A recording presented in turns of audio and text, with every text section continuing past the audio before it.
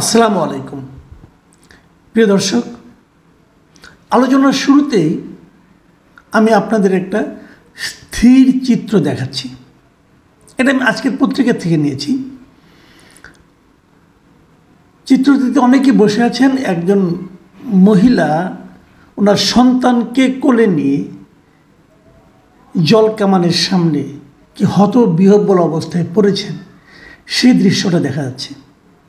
ছবিটাকে যদি আপনি একটু ক্লোজ করে দেখেন তাহলে দেখবেন সেই শিশুটির চোখে মুখে কি ভয়ঙ্কর ভীতিকর একটা বহিঃপ্রকাশ, ভয়ের বহিঃপ্রকাশ। এই চিত্রটা আমি যেখান থেকে নিয়েছি সেই ভিডিওটাও আপনাদের আমি দেখাতে চাই। আমি সাধারণত আমার এই অনুষ্ঠানে কোনো ভিডিও দেখাই না, কারণ ভিডিও তো কারো না কারোর কাছ থেকে নিতে হয়, তো ওই ঝামেলায় আমি যাই না।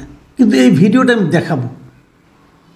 আমি ছোট্ট করে মাত্র 5 সেকেন্ডে একটা ক্লিপ দেখাচ্ছি, আপনারা এটা দেখুন।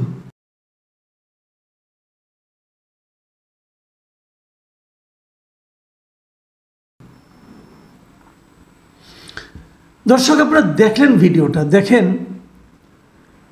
পানির তোরে জল কামানের যে পানির যে তোর যে বেগ, সেই তোর সামলাতে না পেরে মা পড়ে গেছেন মাটিতে।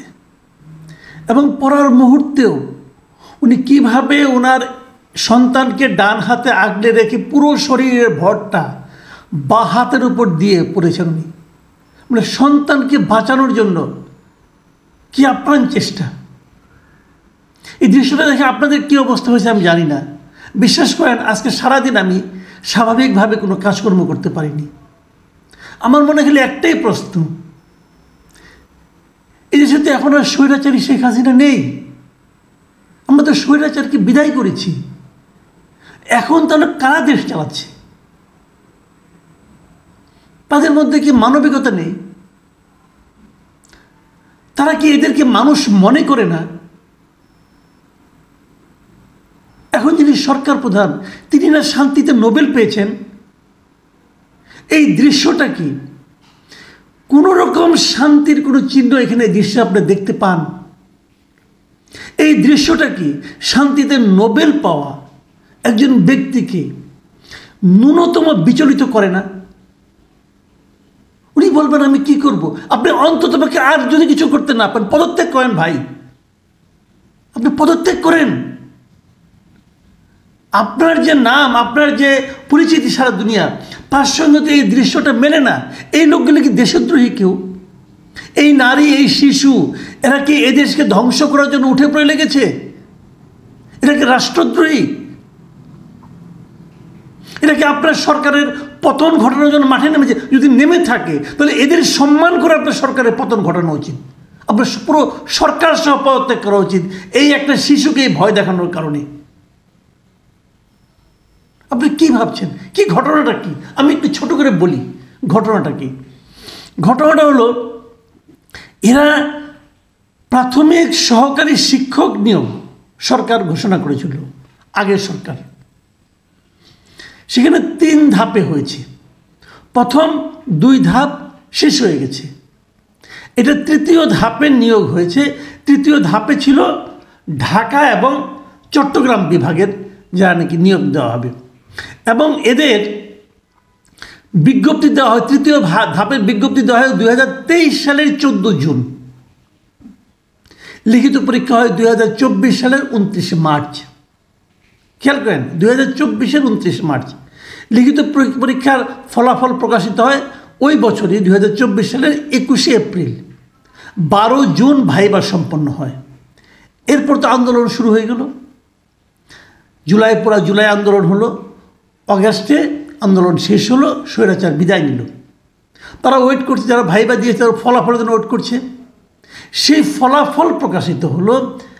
এরাও চিন্তা করেছে এখন সরকার পরিবর্তন হয়ে গেছে, এখন কি আমরা এই ফলাফলটা প্রকাশ করবো কি করবো না। এই জন্য তারা আইন মন্ত্রণালয় ওই জনপ্রশাসন মন্ত্রণালয়ের কাছে অনুমতি চায়। আইন মন্ত্রণালয় এবং জনপ্রশাসন মন্ত্রণালয় তারা অনুমতি দেয় যে ফলাফল প্রকাশ করা যায়। 31 অক্টোবর ফলাফল প্রকাশিত হয়। কোন বছরের? 2024 সালের 31 অক্টোবর। তখন দেশে কে আছে? ডক্টর ইউনূস সাহেবের সরকার আছে। আইন মন্ত্রণালয়ে কে ছিলেন? এই আসিফ নজরুল সাহেব ছিলেন, এখন যিনি আছেন তিনিই ছিলেন। জনপ্রশাসন সচিব এই লোকই ছিলেন। 31শে অক্টোবর ফল প্রকাশ হয়। তারপর 6531 জনকে চূড়ান্তভাবে সুপারিশ করা হয় যে এদেরকে নিয়োগ দেওয়া যেতে পারে। এই সময়ে একটা আইনগত দিকে ঝামেলাটা আমি বলি, এই সময়ে যারা নাকি চান্স পায় না, যারা নিয়োগের তালিকায় আসেনি, এমন 30 জন লোক একটা রিট করে হাইকোর্টের কাছে। 30 জন, কেউ লেখছে 31 জন, আমি ঠিক যাই না, 30 অথবা 31। যখন রিট করে, এই রিটের প্রেক্ষিতে হাইকোর্ট সেই নিয়োগ কার্যক্রমকে 6 মাসের জন্য স্থগিত করে পরে 6 ফেব্রুয়ারি ওই আগের নিয়োগটাই তারা বাতিল করে দেয়। আচ্ছা, হাইকোর্টের লজিকটা কী ছিল সেটা আমি আপনাদের একটু বলি। হাইকোর্টের লজিক হলো, এটা তো যখন নিয়োগ দেওয়া হয়েছে আগে আপনার 2023 সালে যখন নিয়োগের বিজ্ঞপ্তি সব যখন হয়েছে, তখন 2018 সালের যে 2018 সালের 4 অক্টোবরে জারি করা যে পরিপত্র ছিল জনপ্রশাসন মন্ত্রণালয় যে কীভাবে নিয়োগ করতে হবে সেইভাবে ছিল। সেখানে কিন্তু প্রাইমারি স্কুলের টিচারদের জন্য 60% কোটা ছিল। কার কোটা? নারীদের কোটা। মুক্তিযুদ্ধের কোটা না, কিন্তু নারীদের কোটা। এবং ওইভাবে চলেছে, আরও অন্যান্য কোটা ছিল। তো সেই কোটা অনুযায়ী এই নিয়োগ বিজ্ঞপ্তি জারি করা হয়েছিল। কিন্তু আপনাদের মনে আছে যে হাসিনা সরকার বিদায়ের আগ মুহূর্তে 23শে জুলাই কোটা পদ্ধতি কিন্তু আবার সংশোধন করেছিল, যেখানে নাকি 92% কোটা ছিল প্রতিযোগিতার ভিত্তিতে। নিশ্চয়ই আপনাদের মনে আছে, যেটা নাকি ছাত্ররা মানেনি। সেই যে আইনটা ছাত্ররা মানেনি, কিন্তু হাসিনা সরকারের পতন হয়ে গেছে ওদের সর্বশেষ এই ঘোষণার কারণে। সেই ঘোষণাটা বিচারকরা তো আইন দেখে, সেই ঘোষণার আলোকে তারা এই নিয়োগটাকে বাতিল করেছে। আচ্ছা, বাতিল করেছেন, তাহলে আগে যে 2 দফা নিয়োগ হয়ে গেল ওগুলির কী হবে? ওগুলি বাতিল করবেন? 2 দফা তো আগে নিয়োগ হয়ে গেছে, ওগুলি কী করেছেন? ওগুলো তো বাতিল করেন নাই। তাহলে তৃতীয় ধাপের যে ঘটনাটা, এটা তো আপনারা বাতিল করলেন। এই যে 6531 জন, 6500 ফ্যামিলি, কিন্তু মাথায় রাখেন, এদেরকে যে বাতিল করে দিলেন, এরা কী করবে এখন? এদের কোনো চাকরি নাই। প্রাইমারি স্কুলের সহকারী শিক্ষক, কিন্তু সরকার এদিকে দেখবেন আপনি পুরনো লোকজনকে, অবসরপ্রাপ্ত লোকজনকে ধরে না চাকরি দিচ্ছে। আর এরা যে চাকরি, এটা কি রাজনৈতিকভাবে হয়েছে? এটা কি মুক্তিযুদ্ধের কোটা আছে? নেই তো। তো এদেরকে তো আপনি বাতিল করে, যদি বাতিল করে দেন আগের 2 ধাপও দেন, সব দেন বাতিল করে। যে এখন একটা ঘোষণা দিলেই হয়তো যে আওয়ামী লীগের সরকার আমলে 15 বছরে যা কিছু নিয়োগ হয়েছে সব বাতিল।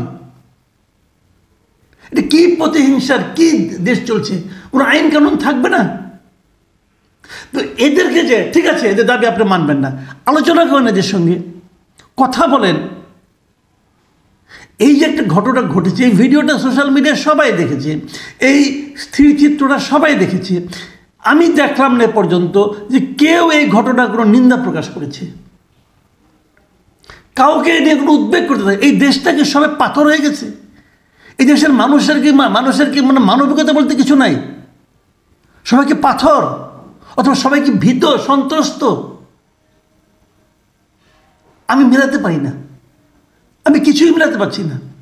কদিন আগে, বেশি দিন না, মাত্র 10-12 দিন আগের কথা, 10-12 দিন আগে একটা ঘটনা বলি। এই শাহবাগে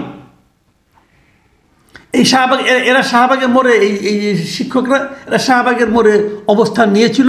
তারপর তাদের জল কামান দিয়ে তাদেরকে সরিয়ে দেওয়া হয়েছিল। এই আমি যে দৃশ্যটা দেখলাম, এটা ওই জল কামানের দৃশ্যটা। জল কামান দিয়ে কী হয়ে তাদেরকে এখান থেকে সরিয়ে দেওয়া হয়েছিল, লাঠিপেটা করা হয়েছিল। তারপরে কিন্তু তারা রাতের বেলা ওখানে অবস্থান করেছেন, রাত 9টা-10টা পর্যন্ত। আজকেও শুনলাম, আজকেও আছে। আমি আপনাদেরকে 27শে জানুয়ারি একটা ঘটনা বলি। 27শে জানুয়ারি এখানেও আবার চাকরি জাতীয়করণের দাবিতে এই শাহবাগে ইবতেদাইয়া মাদ্রাসার শিক্ষকদের একটা সমাবেশ ছিল। সেটাও কিন্তু পুলিশ এই জোর করে তাদেরকে ওখান থেকে সরিয়ে দেয়।